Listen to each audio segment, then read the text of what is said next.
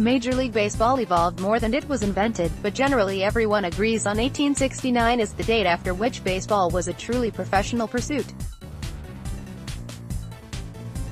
That was when the Cincinnati Red Stockings became the first all-salaried baseball team.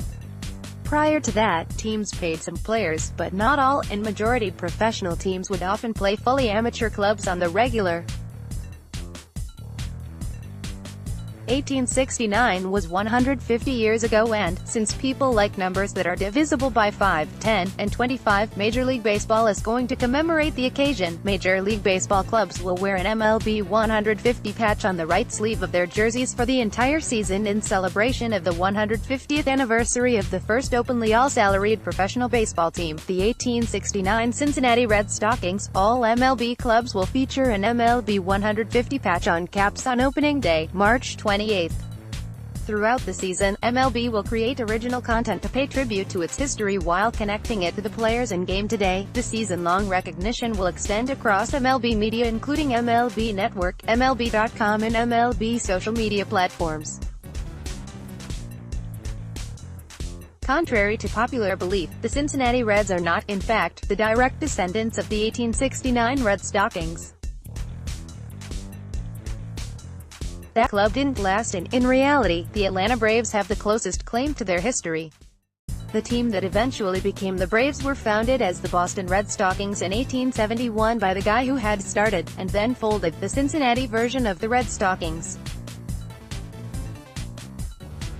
Still, the Reds laid claim to that history long ago and the Braves have never seemed too hung up on claiming it.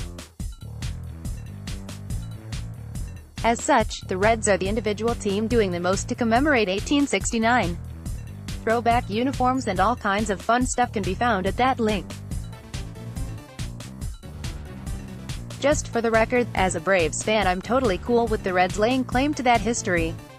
Baseball and place go hand in hand and my view of it is that a team's history is owned more by its fans than the business entity which owns the trademarks. The Braves moved cities twice and, as far as I'm concerned, can't now claim some spiritual connection to Milwaukee or Boston, let alone that Red Stockings club that, same owner notwithstanding, has nothing to do with them. Legally and technically speaking that team had nothing to do with the current Reds either, but they do lay valid claim to the history of baseball in Cincinnati, so let your red legs flag fly, Reds folks.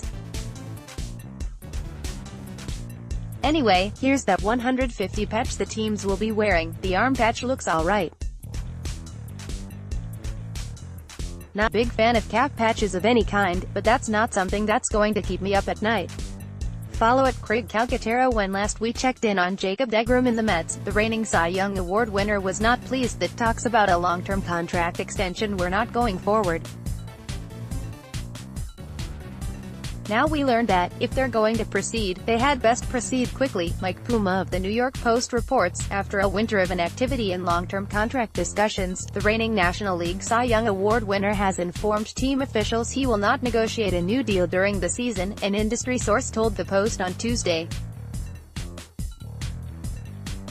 deGrom's camp has set opening day as the deadline to complete any potential long-term deal.